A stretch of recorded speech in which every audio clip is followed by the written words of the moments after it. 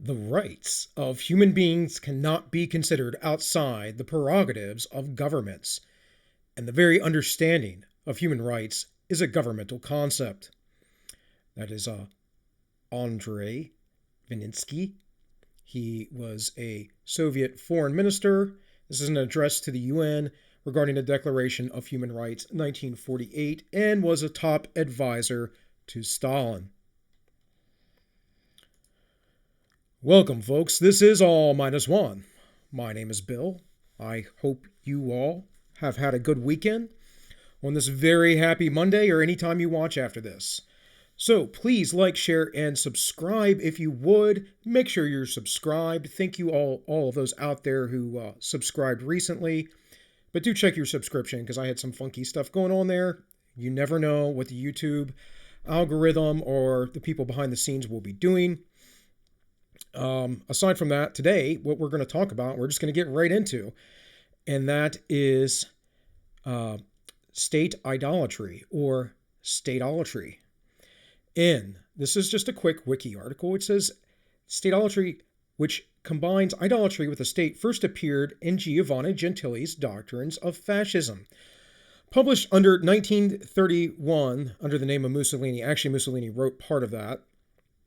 And he was mentioned in Gramsci's prison notebook in 1971, sometimes between 1931 and 32. And later on that same year, by Pope Pius IX, criticized fascist Italy for being a pagan worship of the state, which he called statolatry or state idolatry. The term politico idolatry was used to describe reason of state doctrine in the 17th century with similar intent. And of course, we can go on. It talks about Ludwig von Mises pointing this out. It says here, Mises defined it as being literally worship of the state analogous to idolatry, worship of idols.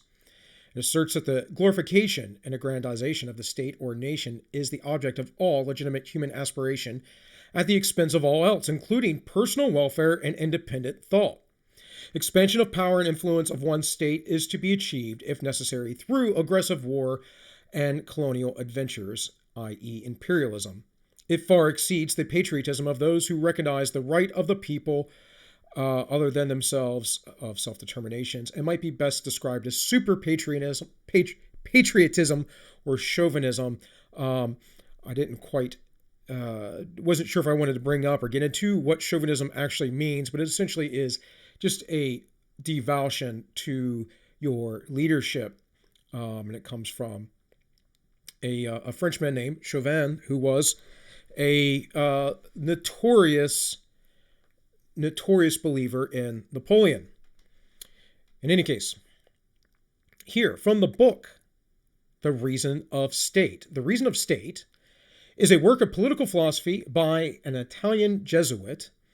The book first popularized the term reason of state and became a political bestseller, going through several editions and translations into Spanish, Latin, and French in the late 16th and 17th century. Reason of state denotes a way of thinking about government that emerged at the end of the 15th century and remained prevalent until the 18th century. It refers to the right of the ruler to act in ways that go against the dictates of both natural and positive law, with the aim of acquiring, preserving, and augmenting the dominion of the state. And it goes on here, it talks about, he criticizes Machiavelli and presents some economic aspects to politics and so forth. Let's read an excerpt. The prince must prostrate himself in all humility before divine majesty and acknowledge that from him proceed the power of a ruler and the obedience of his subjects. A Christian prince should not close the door of his secret council chamber against Christ and the gospel and set up a reason of state contrary to God's law, as though it were a rival altar. So great is the power of religion in government that the state can have no secure foundation without it. Religion is the mother of all virtues. Now, on a quick note with this, he was writing at the time when divine right of kings was still a thing. He was writing at a time where the Catholic Church was a political entity unto itself, which I disagree with based on the merits of what the Bible says about such things and early Christian scholars. And I mean very early, 1st through 3rd century. So I bring this up because I want to show you folks what is actually going on in the world, as I always do. This is AllMinucOne. If I am the only voice in the world here to speak out against everyone else, I shall. And I shall see it as a duty to do so, because the worship of the state has essentially become so prevalent in our day that we are willing to give up our very economy and lives based on experts and what the state says and have draconian lockdowns. And this is antithetical to the spirit of American patriotism, to the founding of the nation, to the Constitution, and specifically to Christian, and I mean legitimate Christian values, not some offstrain. I mean Christian values based in the objective reading of the teachings of Christ and the apostles and those who came after in the first 3 centuries of Christianity. Now, you may disagree. You may think that state worship isn't that big of a deal, but I will tell you that every totalitarian regime that has ever existed has been based on this principle. And I've already mentioned fascism, but communism also comes to mind. But also does Plato's Republic, and I will show you some scripture to outline this, some thought. But real quick, let's look here at one more wiki about the doctrines of fascism. When it was written, and down here it says, a key concept of Mussolini's essay was that fascism was a rejection of previous models. Granted that the 19th century was the century for socialism, liberalism, democracy, this does not mean that the 20th century must also be the century of socialism, liberalism, and democracy. Political doctrines pass, nations remain. We are free to believe that this is the century of authority, a century trending to the right, a fascist century. If the 19th century was the century of individual, liberalism implies individualism, we are free to believe that this is the collective century, therefore the century of the state. It says, nonetheless, Jane Simmons, if that's how you pronounce her name, Simone's, in her translation of the doctrines of fascism, said a century of the left. And I do believe this is a century of the left, as I will outline here soon. Liberalism would have been, in the classical sense, a left-wing doctrine within the sense of, let's say, the ideas of feudalism, of the monarchy, because they were revolutionary. But it was within those own governments, and especially within the governments of England and France, that they began to develop ideas of allowing the people to have more freedom. Specifically England, though. Very specifically England, which is where we get the Magna Carta, the idea of a constitution. Not that constitutions hadn't existed in the past, because they certainly had. The ancient Greeks had their own constitutions within their city-states. But the Constitution, of course, and the British common law. And it was the ideal with the Enlightenment era that people could rule themselves, essentially. That is what liberalism represents. Modern liberalism represents something different. It represents people who essentially want to take away your responsibility. They believe in hedonism. They believe, do what thou willst, as Aleister Crowley once said. It is a form of hedonism and libertinism, truly. And it is part of a progressive ideology to take away your responsibility and place it all upon the state. Now, briefly, before I get into other documents here, I do want to cover this one from the 1st century historian, Jewish historian, Josephus. This is from his 4th chapter in his complete works. It says, now it was Nimrod who excited them to such an affront and contempt of God. He was the grandson of Ham, and the son of Noah, a bold man, and of great strength of hand. He persuaded them not to ascribe it to God, as if it was through his means they were happy, but to believe that it was their own courage which procured that happiness. He also gradually changed the government into tyranny, seeing no other way of turning men from the fear of God, but to bring them into a constant dependence on his power. He also said he would be revenged on God if he should have a mind to drown the world again, for that he would build a tower too high for the waters to be able to reach, and that he would avenge himself on God for destroying their forefathers. Now, this is about the story of the Tower of Babel. And what you must understand, folks, is that this is little to no different than what Marx himself said. He would revenge himself against God. He would destroy religion. What most of these people believe. Now, I bring up Nimrod because he is briefly mentioned in a little excerpt within the Bible. And he is attributed with many ancient kings. We don't know if he was a real figure or not, but he probably was. And this is from the Torah.com. And again, that was Josephus, so that was a first century understanding of who Nimrod is. If you study the occult, you'll understand that they have their own beliefs of Nimrod, but Nimrod is generally attributed to be the first king ever, the first true king, the first creator of civilization. This is occult lore now, mind you, but it is a belief that existed in the ancient past. It said Nimrod, mighty hunter and king. Who was he?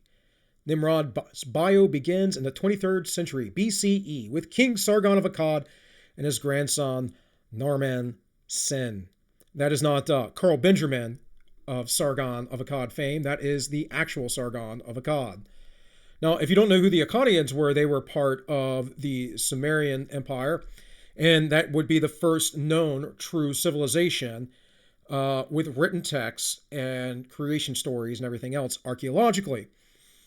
So what this is essentially exploring in this article is that Nimrod was likely in Babylonia at the time, Babylon, that is Iraq, Iran area, right? And the Fertile Crescent there, and that he was Nimrod. And so it goes on a little bit through here about who Nimrod was, the biblical flood, the names from extra biblical sources of certain nations, and how we can look at those today, according to scholars, reference to this chapter as the Table of Nations. And it goes on talking about descendants and who they were and whatnot. And then we get into the actual text from Genesis 10. These are the groupings of Noah's descendants according to their origins by their nations, and from these nations branched out over the earth after the flood. It says, and Cush begot Nimrod. He began to be a mighty man on earth. And it talks about what that might mean. Certain words in Hebrew. He could be translated giant, could be hero, could be mighty man. Could mean a lot of things. Man of power, prominent. So this could be translated on earth, giving Nimrod mighty universal significance in the land, beginning to be mighty. It continues, began to be mighty. It says it doesn't make a lot of sense. It goes on, talks about other stuff, that most people were herders and he became a hunter. And here's really important. It says where he was a mighty hunter before Yahweh, before God himself. And that is often translated as being against God. Now, very briefly from the Britannica, it says Nimrod, also spelled Nimrod, legendary biblical figure of the book of Genesis. Nimrod is described in Genesis 10, 8, and 12 as the first on earth to be a mighty man. He was a mighty hunter before the Lord. The only other reference of Nimrod is in Micah 5, 6, where Assyria is called the land of Nimrod, and in Chronicles 1, 10. And it says, the beginnings of his kingdom is said to be in the Genesis passage to Babel, Uruk, and Akkad in the land of Shinar. Nimrod is said to have built Nineveh and Calah and whatnot. And many scholars, there's a consensus among scholars that it might not be referring to an individual, but an ancient people in Mesopotamia. That is, again, the Fertile Crest, and part of this saga of Babylon and the hero of Gilgamesh. Now, again, why do I bring this up? Because if you believe in Christ or the Bible, you must understand that there is wisdom in these words. There is truth in the text. There is an ancient history written there that we do have some understanding of.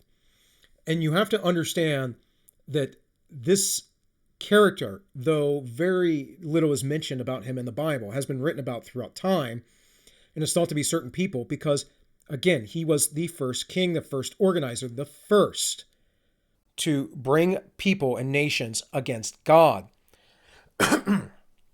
And I mean nations in the classical term as in ethnic groups, peoples, tribes. So here is some quotes from Hitler. It says, definition of ideology. Our party. What is that? What do we believe? Here is the foundation of our party. First, we shall be the party of truth. Second, we shall be the party without compromise. Third, we shall be a party with total political control over Germany. If you ask me, that reads like what Democrats like to say.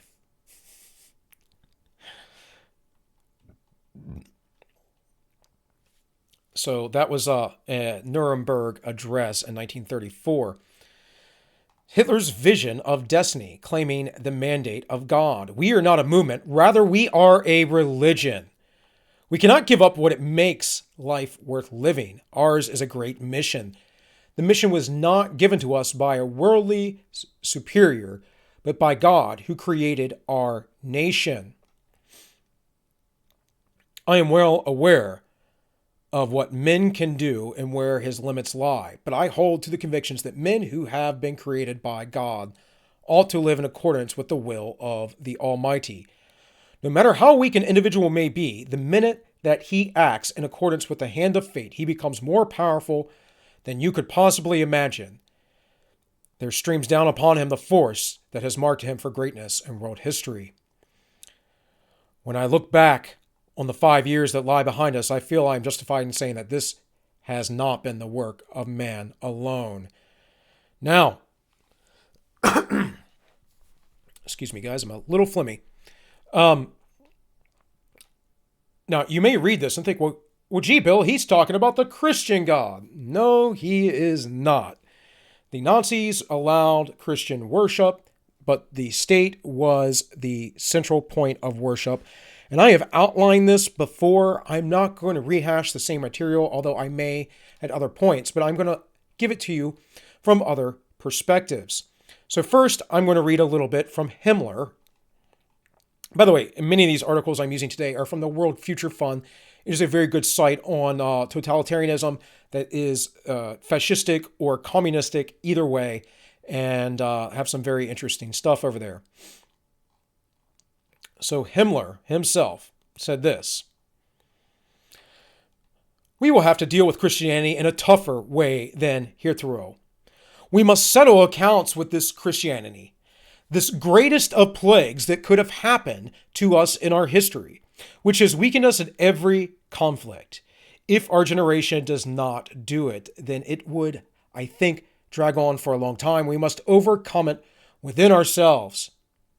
Today, at Hadrick's funeral, I intentionally expressed in my oration from my deepest convictions a belief in God, a belief in fate, in the Ancient One, as I called him. That is the old Germanic word, Wardal. We shall once again have to find a new scale of values for our people, the scale of the macrocosm and the microcosm. By the way, if you read this, and like right after you read the Doctrines of Fascism, the ideologies are so completely the same. The only difference is that the Nazis made this racial issue. But it wasn't just the Jews that they were against. The Jews were just the scapegoat, folks, because they had the wealth, they had the money. The real thing that was going on was that they were trying to purge people they saw threats to them. They also got rid of gypsies. They also got rid of the mentally handicapped. I believe the next video I'm going to make, I'm going to talk about some things with eugenics and how this is not a right-wing Nazi fascist thing. No, it actually comes from the left, as Nazi and fascism does. But yeah, if you read the doctrines of fascism and you read things that other people who were living of this time in this period, and many, by the way, who were living outside of fascist regimes, many people who praised fascist regimes who were in modern democratic nations. But yeah, it just echoes so much. And then also, if you read a bunch of communism, it echoes exactly the same. And we'll get there. The starry sky above us and in the world in us, the world that we see in the microscope, the essence of these megalomaniacs, these Christians who talk of men ruling this world, must stop and be put back in its proper proportion. Man is nothing special at all. He is an insignificant part of this earth. If a big thunderstorm comes, he can do nothing about it. He cannot even predict it. He has no idea how to fly or how a fly is constructed, however unpleasant. It is a miracle, or how a blossom is constructed. He must once again look with deep reverence into this world. Then he will acquire the right sense of proportion about what is above us and how we are woven into this cycle. Then on a different plane, something else must happen. We must once again be rooted in our ancestors and grandchildren. In this eternal chain of eternal sequences. By rooting our people in deeper ideological awareness of ancestors and grandchildren, we must once more persuade them that they must have sons. We can do very great deal. But everything that we must do must be justifiable vis-a-vis the clan, our ancestors, and we must not secure this moral foundation, which is the deepest and best, because the most natural, we will not be able to overcome Christianity on this plane and create the Germanic Reich, which will be a blessing for the earth. That is our mission as a nation on this earth. For thousands of years, it has been the mission of this blonde race to rule the earth again and again and to bring happiness and culture. Now, this, my friends, is really important if you do understand the occult, because almost everything on the left is based in the occult. It's either based in atheism or occultism. This getting back to our roots and our ancestry is getting back to pagan roots and pagan ideals. It's getting back to the ancestry of lessons and things taught from Nietzsche and H.P. Blavatsky and Aleister Crowley. It's getting back to the idea of Arianism. Now, I might add in some Vedic Hindu scripts later on, not today, but this week or within the next week or so, because I really want to focus on these ideologies that are antithetical to liberty. And I want you to understand the thinking of these folks. And you might say, well, Bill, that was just the Nazis. The communists, they don't think this way. They absolutely do. It's in all of their writings. And people who were socialist and sympathetic to socialist write similar things. This is from Hegel, the German philosopher. A nation state is a spirit. The nation state is spirit in its actuality. It is therefore the absolute power on earth. The state is the spirit of the people itself. The actual state is animated by this spirit. The self-consciousness of one particular nation is the vehicle for the development of the collective spirit. In it, the spirit of time invests its will. Against this will, other national minds have no rights. That nation dominates the world. This is a communist stating there are no rights within government. This is the German philosopher Hegel. You may have heard of the Hegelian dialectic. Problem, solution, problem, reaction, solution. You kind of meet in the middle. And that's what we're actually seeing, folks.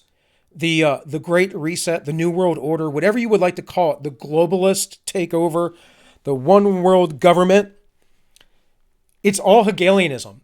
And it's trying to position Nazism on one side and communism on the other to come to some sort of amalgamation. And classical liberalism is so far out there from these ideologies, so far rightward into liberty and freedom. It's not even talked about and skewed by propagandistic, belligerents saying that, freedom and liberty are fascism. No, you represent fascism. It is your cousin. It is the other side of your coin. And I judge these things first based on first principles being things that are essentially reduced as small as possible, and looking at them in a form of simplicity. Because I know there's some big brain fool out there going to argue with me at some point and go, oh, no, these things aren't the same. No, they see these tiny little differences. I don't care about how you do them. In the end, you get to the same place: death, destruction, tyranny. You get to authoritarian dictatorships. That's what you get to. It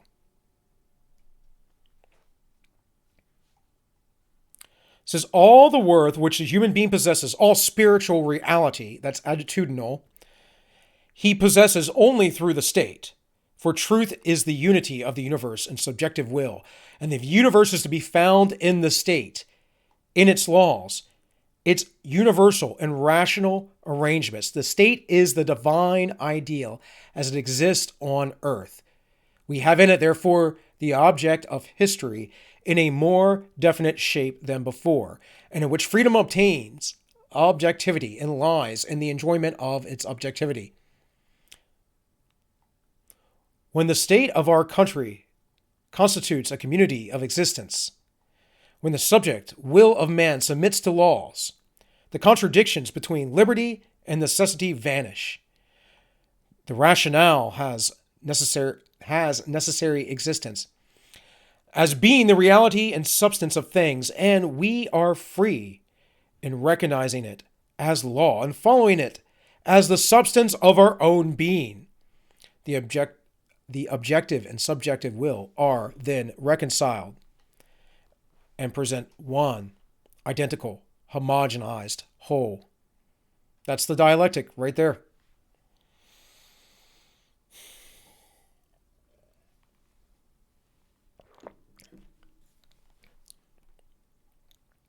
The state is the realization of the ethical idea.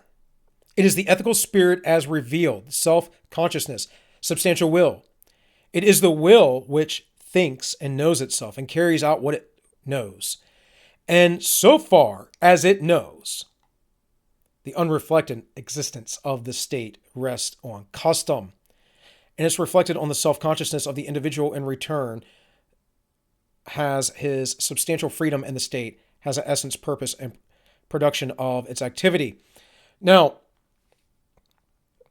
this is no different, again, if I read it to you from the Doctrines of Fascism. It states the exact same things. Or communism states the exact same things. If we look at that last little part there, he says that the customs and the purposes of the state. Well, let me explain something to you folks, that the customs of the state are something like the ethnicity in which you grew up in and the culture of that ethnicity. Now, if you're not aware, the leftists have been out there for quite a while talking about cultural appropriation and certain ethnicities being better than others and whatever else. Unless you're, unless you're white, then your ethnicity is no good. But all the other ethnicities are perfectly the same, except for whites, right?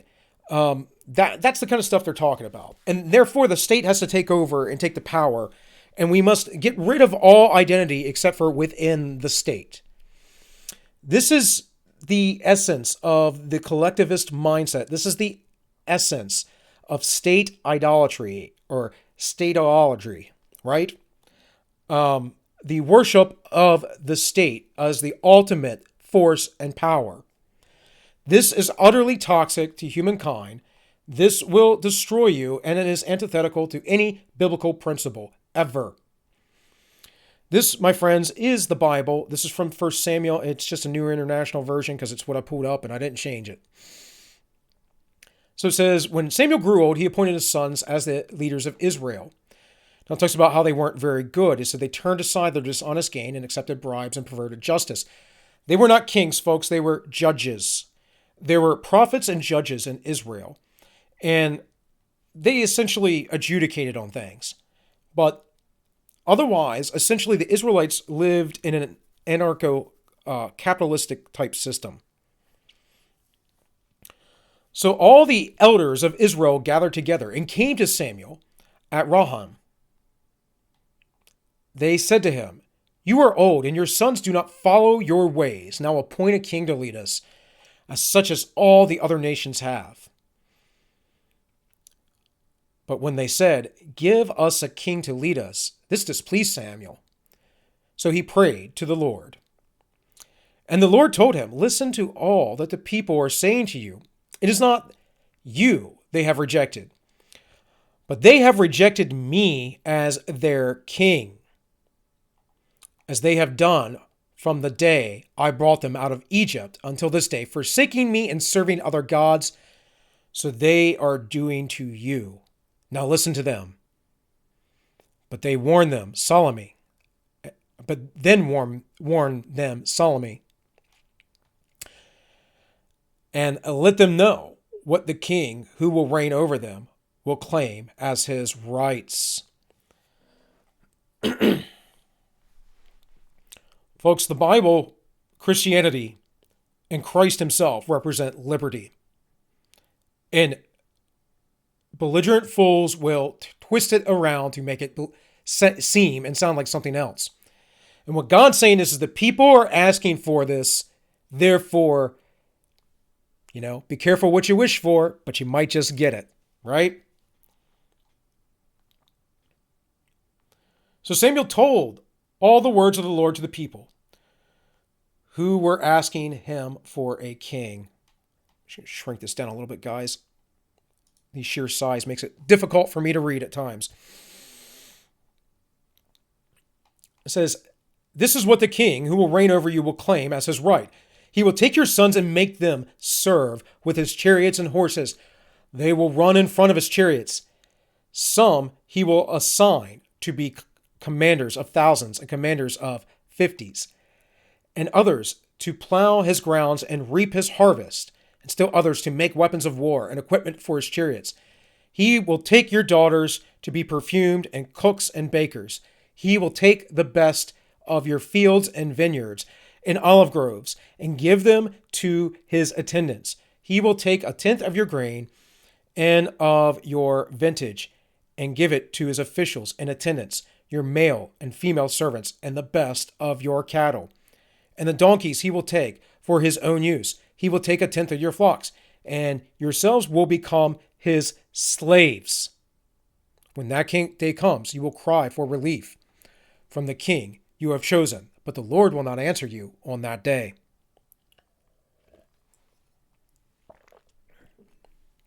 Do you understand? Do you understand what happens when you give over your power to your own self-rule and your self-government? That is 1 Samuel 8, starting in verse 10. Go to 1 Samuel 8, period. Read it through. See what happened. See who God gave them. He gave them Saul. Saul was a bona fide idiot. Saul was a moron and greedy. And he gave it to them because he was a tall man, and people respect that. Respected his height. Must have been a good man because he was tall.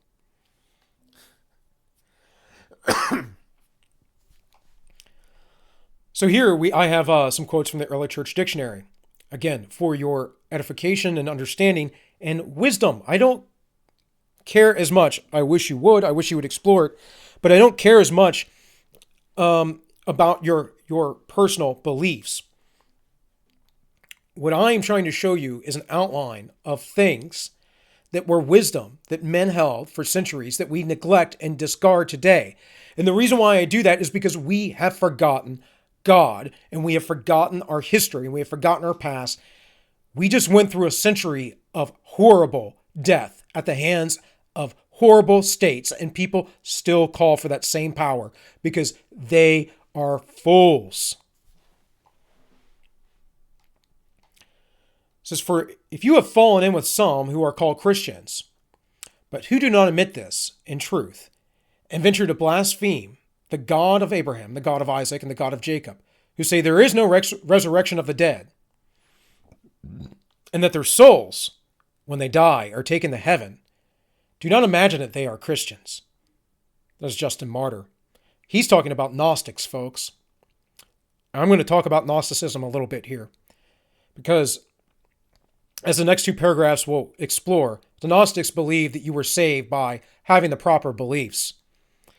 This is sort of like Calvinists today, and I will call you out, Calvinists, in a heartbeat. Many Christians today believe that when you die, you go to heaven. That is not what the Bible teaches. But that's another argument for another day. What's more important here is the worship of knowledge, Gnosticism. To know, to have special knowledge. That is what you are doing. You are giving into Gnosticism when you are saying that the elites, the plutocrats, the oligarchs, the technocrats have knowledge that you do not. Not able to judge for yourself. It's pathetic. It really is. The Gnostic says, carnal men, again, are instructed in carnal things, such men, namely, as are established by their works, and by a mere inferior faith, while they have not perfect knowledge. We of the church, the Gnostics say, are those persons. Wherefore also they maintain that good works are necessary to us. That means us only, the Christians, the actual church. For that otherwise it is impossible we should be saved. But as to themselves, they hold that they shall be entirely and undoubtedly saved, not by means of conduct, but because of by their spiritual nature. That is Irenaeus. I did a video on this the other day. I showed you, I might still have it up here actually, but I showed you a copy in print of Irenaeus' book. He talks about this on heresy. And it's massive, folks. There's a massive amount of writing. And I'll show you where you all can look this up for yourself, aside from the early church dictionary, which is just a collection of quotes. But did you catch this? That it's not our good works. There's an argument in Christianity about good works versus not good works. Who saves you? Well, Christ redeemed you from Satan and the kingdom of this world. And he sacrificed himself to Satan. This is the proper understanding, by the way. Not what's taught in most churches today. Not some angry, wrathful, vengeful God. That comes out of Augustine. Augustine was a Gnostic. He was a Manichaean. Many of you who are Calvinists out there are worshiping Gnostic, Manichaean, Stoic beliefs. And you paint God as an evil dictator that is not at all what the scriptures say. Others of the Gnostics yield themselves up to the lust of the flesh with the utmost greediness, maintaining that carnal things should be allowed to the carnal nature, while spiritual things are provided for the spiritual. For they, the Gnostics, declare that we, the church, simply receive grace for use. Wherefore also it will be taken away from us. But they that themselves have grace as their own special possession, which has descended from above by means of unspeakable and indescribable conjunction. And on this account, more will be given to them. That is Irenaeus. Now, folks, you also have to understand that in your modern beliefs that have been tainted over the centuries, since the 4th century, 5th century, actually, since Augustine, But the 4th century, with the church being married to the state taking over the church essentially, you went back to Gnostic ideas. You went back to the ideas of the intellect and the intellect alone. Now, mind you, faith comes through reason. It does not come by pure emotional experience. Emotional experience is included. But emotional experience without reason, folks, that's just called passion, and it will guide you to a road of hell. The reason why many Christians fought and murdered and killed each other over the centuries is because they were following a Gnostic doctrine. They were not following the true faith. And I'm no arbiter.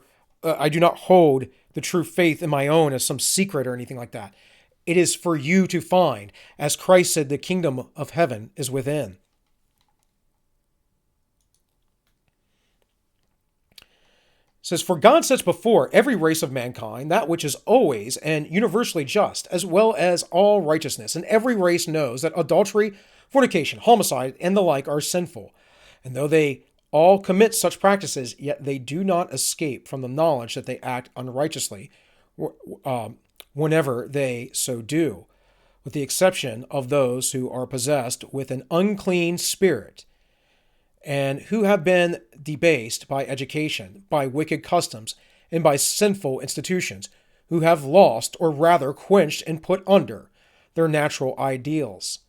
And this is Justin Martyr again. Now, I want to clarify this, because if we read this in accordance with Plato's Republic, Justin Martyr is wrong. You can keep all the uncleanliness and all the evil out by education. No. The state apparatus of education has always meant to brainwash people. Look at all the advertisement and marketing and media. Look at all of the news media, the legacy media. Look at how big tech tries to confuse things. Look at them telling you that men are women and women are men. You know better, and you obviously know better. Our science tells us better, but yet you are you represent the party of science, do you not? Do you not represent these beliefs, those of you on the left? First, we shall be the party of truth. Second, the party without compromises. And third, the party of total political control over America, England, whatever. Name your country. The world.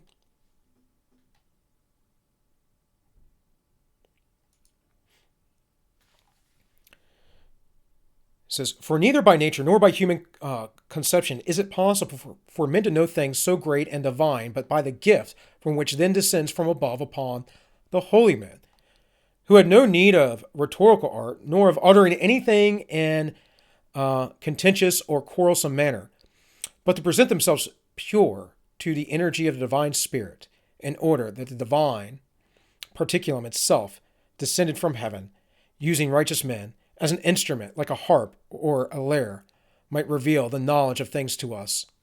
That would be the idea of having the Holy Spirit. And this section here is on academics. Now, there were early Christians who were philosophers. Paul the Apostle himself was a very, very highly trained man. Luke, who wrote the book of Acts and the Gospel of Luke, who was himself a medical doctor. He was an instructed man. But understand that that is not the end-all be-all. It is not the end-all be-all. Do not worship knowledge, folks. And this is coming from a guy who, I'm obsessed with learning. But I'm telling you, you cannot worship knowledge or those who have it. There are greater things in life. The instructor Jesus being practical, not theoretical. His aims is thus to improve the soul, not to teach, and to train it up to virtuous, not in an intellectual life. But our educator, being practical, first exhorts to the attainment of right dispositions and character, and then persuades us to the energetic practice of our duties. That duties being, doing good conduct and good works.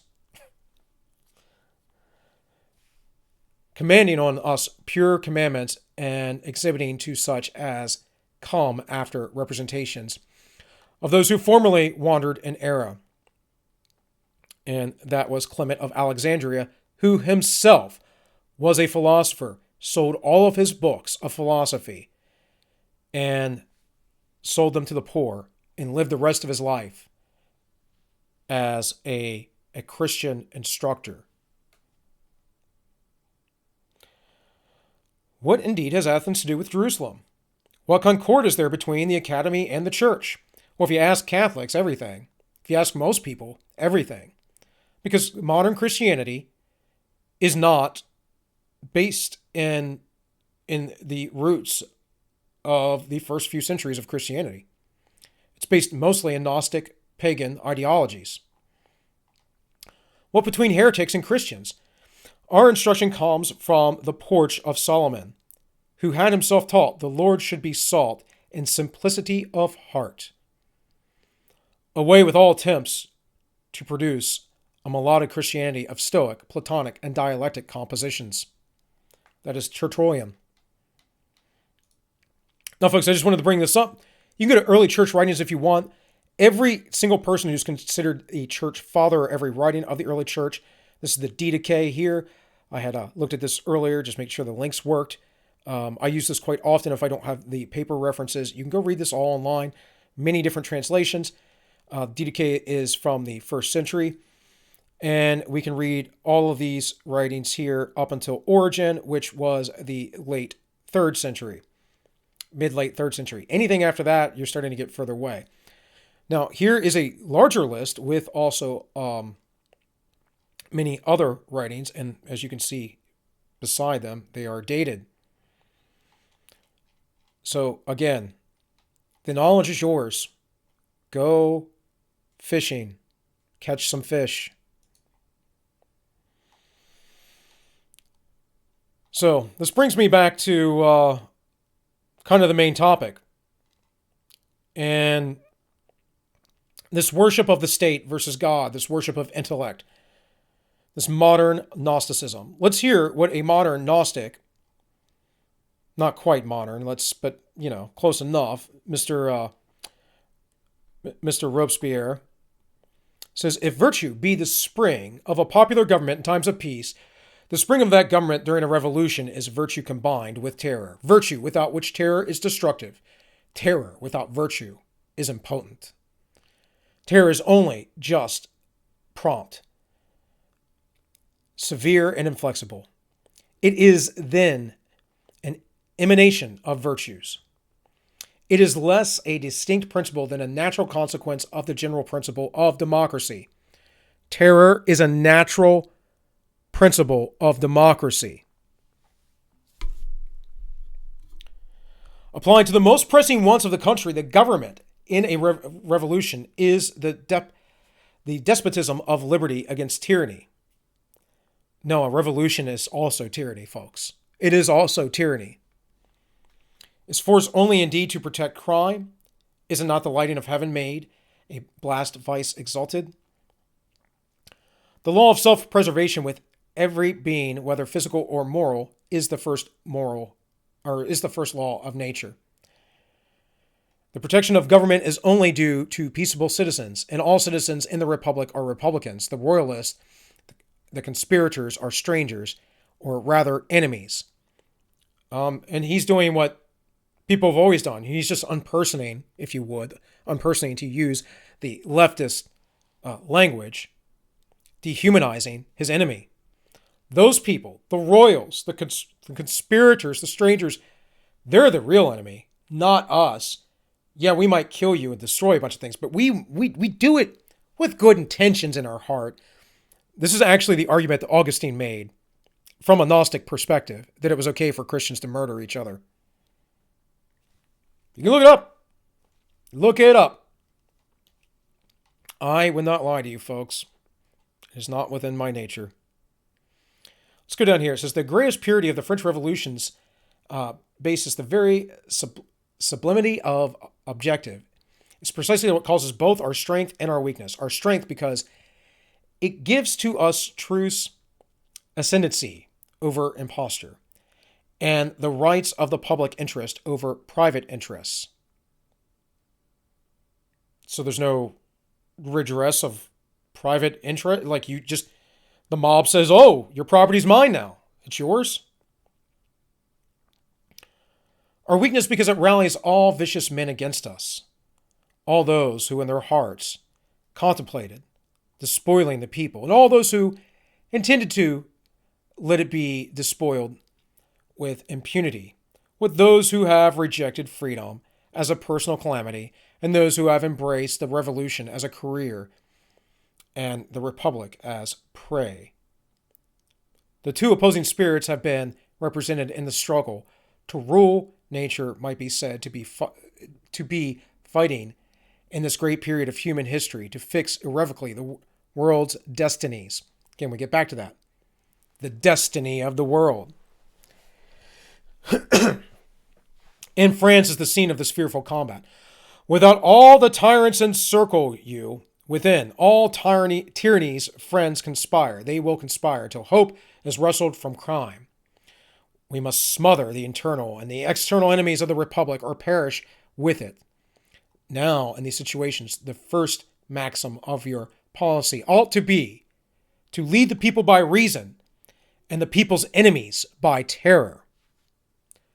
Worshipping the state, worshipping reason, using violence, terror, and making enemies of everyone. Now, I bring up Robespierre because French Revolution was like where we get the idea of left and right, and also the first basically communist revolution in the modern era. So here he goes on about goals of the French Revolution. What is the end of our revolution? The tranquil enjoyment of liberty and equality, the reign of that eternal justice, the laws of which are graven, not on marble and stones, but in the hearts of all men. So now he's getting into sort of biblical language here. Even in the hearts of slave who he has forgotten them, and in that of the tyrant who disowns them.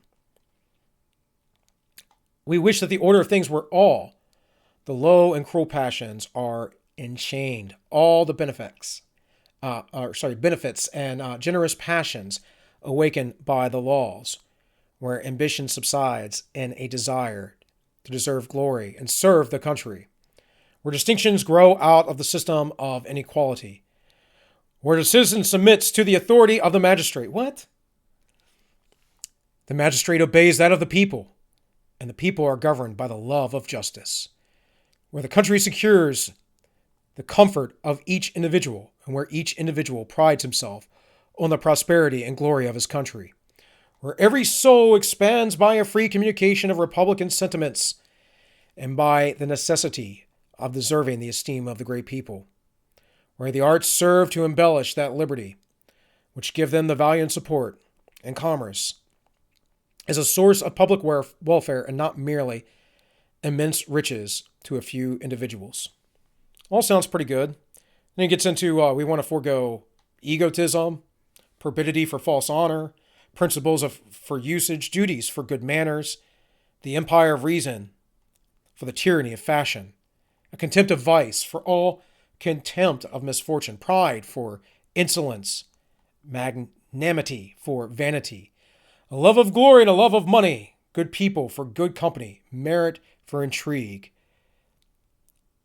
genius for wit, truth for tensile show, attractions of happiness for the ennui of sensuality, the grandeur of man for his littleness of great people, a people of magnanimous, powerful, happy, for a people amiable, frivolous, and miserable.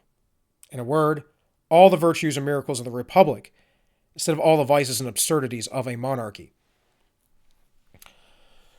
Or, despite that mouthful, all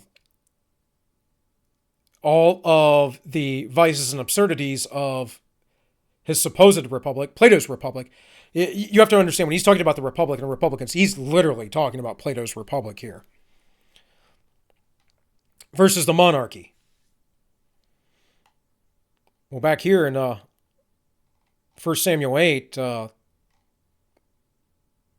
Samuel told them what God said would happen. He said, yes, set up your governments. They want the king? Sure, take them. This is what you're going to get. You're going to get your land stolen. Your men are going to be sent to war. Your women are going to be working for them. You're essentially going to be a slave.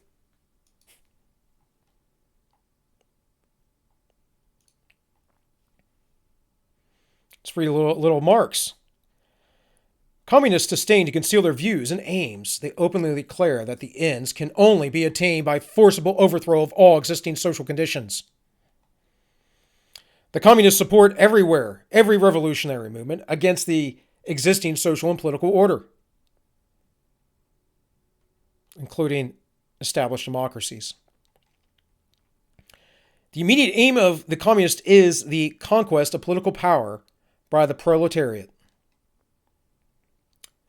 From the first moment of victory, we must no longer direct our distrust against the beaten reactionary enemy, but against our former allies. By the way, folks, reactionary goes back to the French Revolution as well. It just means that you want things as it was to some degree, or you want to maintain the government. It's a term like racist. It's meant to reactionary. What am I reacting to? Right, literally, that's what it's meant to do. Racist? I'm not a racist.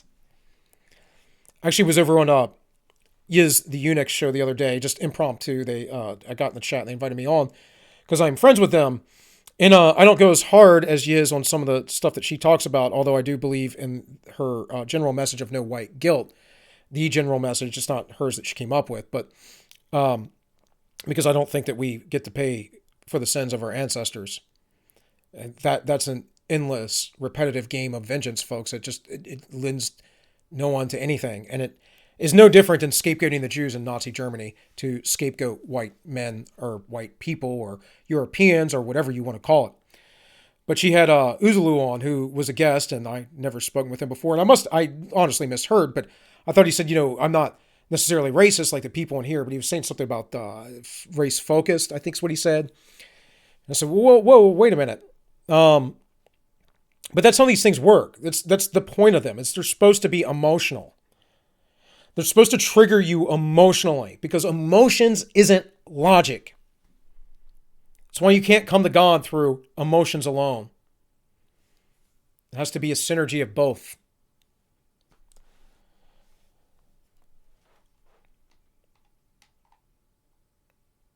See what Lenin had to say. We will turn our hearts into steel, which we will temper in the fire of suffering and the blood of fighters for freedom. We will make our hearts cruel, hard, and immovable, so that no mercy will enter them, and so they will not quiver at the sight of a sea of enemy blood. We will let loose our floodgates of that sea, without mercy, without sparing. We will kill our enemies in the scores of hundreds, and let them be thousands. Let them drown themselves in their own blood, for the blood of Lenin. And these other names I'm not going to try and pronounce. Let there be floods of blood of the bourgeoisie. More blood as much as possible. We stand for organized terror.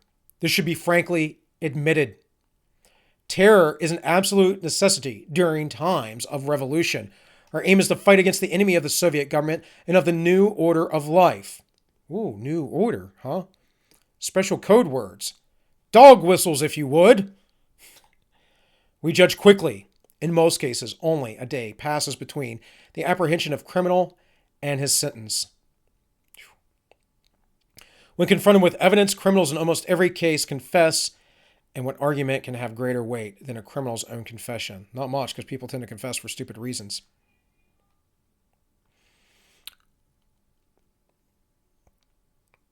It says, we should have taken to arms more resolutely, energetically, and aggressively. Folks, you can read through all these. I don't need to. You can see what they write, and you can see people on the interwebs talking about this. Here's Vishnitsky again. Suppression and the use of force by the state are still essential during the transition period from capitalism to communism. Force, however, exerted by the exploited majority upon the exploited minority. Different in type and new in principle. The indispensability of the force necessitates a special apparatus and a special machinery to crush enemies and all their elements hostile to socialism. The new Soviet state is a machine to crush the resistance of exploiters, to do away with exploitation and class domination by exploiters, to reinforce the class dominance of the proletariat and the leadership of the rest of the toiling masses to the end of final liquidation of class in general and passing into communism. Except for all those kulaks she murdered. We can't forget about that. Marxism, Leninism starts by admitting the necessity of proletariat utilization of the state for its purposes of emancipation. There is no emancipation in tyranny, folks. These are devilish, Orwellian, evil words and ideas. This is Mao. He only buried alive 460 scholars, while we buried 46,000. He's proud of this, folks. He's proud. And our suppression of counter-revolutionaries. Did we not kill some counter-revolutionary intellectuals? Once I debated with the democratic people. You accuse us of acting like Chen Shi Hao or Hung, but you are wrong. We surpass him 100 times. Mao's first speech to the party. If we were to add up all the landlords, rich peasants, how can you be a rich peasant? Counter-revolutionaries, bad elements, and rightists. Their number would reach 30 million of our total population of 600 million people. These 30 million are only 1 out of 20. So what is there to be afraid of? We have so many people, we can afford to lose a few. Here's a nuclear holocaust thing. I don't need to even go into that. Look, guys, we can go back here to Himmler talking about this. What is man? What is man but just a speck? Man is nothing special at all. He is an insignificant part of the earth. He cannot even predict a thunderstorm. He has no idea how a fly is constructed. We must look deeper. We must let the state run all these things, folks. Every time I hear a fool try and explain to me how fascism and communism are opposed, all I can think is, you're a zealot, ideologue, you have no clue, you're a useful idiot, and you're only projecting your evil, dark shadow because you are all persona. You're fake, you're empty. As Christ would say, you hypocrite.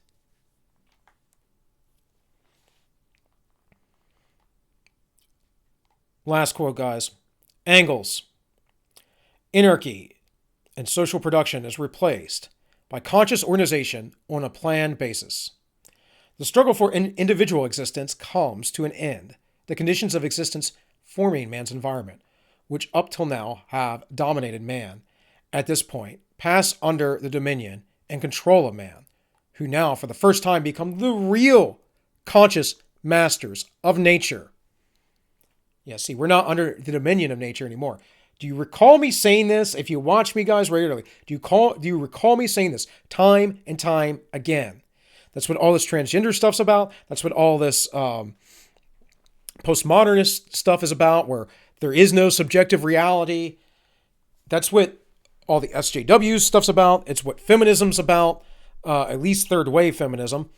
It is what all of these leftist progressive ideologies are about. It's about men trying to make their nature something else. And this fourth industrial revolution that is coming, they say that are coming, is about that as well. It is about the merger of man with machine, as Elon Musk has presented it in the Neuralink, that we must join with machine. We already do so. I'm on the machine now. I think my phone's over on the other side of the room, but if I have my phone with me, I just pull that up. That practically, folks, makes you a cyborg, those of you who are addicted to that thing.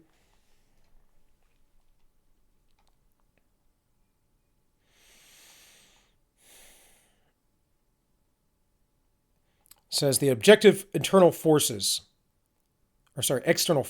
which have heretofore dominated history, will then pass under the control of men themselves, meaning nature itself is controlled by man.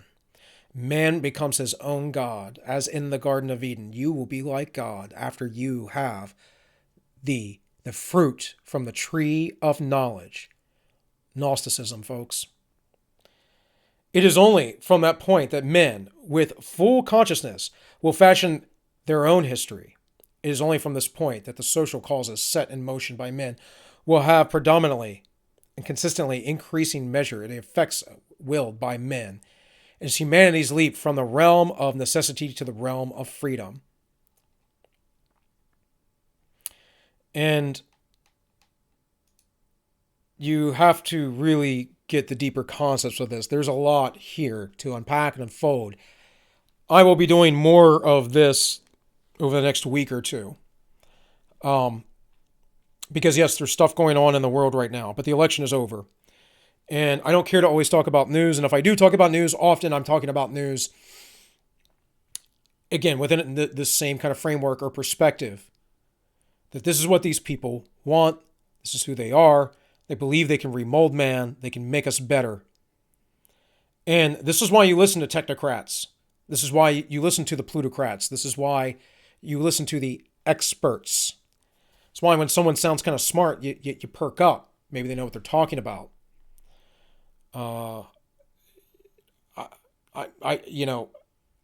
Then you get folks like Eric Michael Dyson, who is just an absolute joke in my mind, who puts together word salads on purpose to make you think he is intelligent.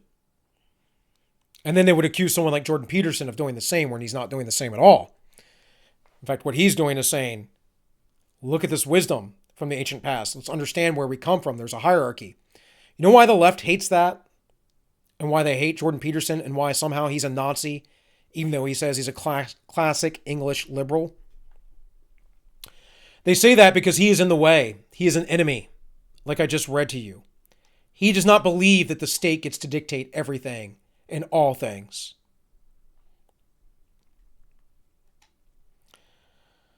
Folks, if you like my stuff, please go like, share, subscribe. Go check out my live show, The Ends Justify the Memes. We are streaming now live on YouTube. Normally every Wednesday night at 7 p.m. Tonight, this is December 7th, 2020. This week, it seems that my co-host Tank, he's got some personal stuff to take care of this Wednesday, so we won't be streaming them, but we might be doing it Saturday. But either way, check us out. You can watch the replays there. Of course, we are also on DLive at ends_justify_memes. I do have a subscribe star if you want to help out my channel, my family, any of that stuff. If you appreciate what we do. Otherwise, look, I'm going to be here. I'm going to do this. I am compelled to do this. And things are getting serious. Now, if Donald Trump stays within the presidency, things might be a little bit less scary, but it doesn't matter because the leftist is the way of the world.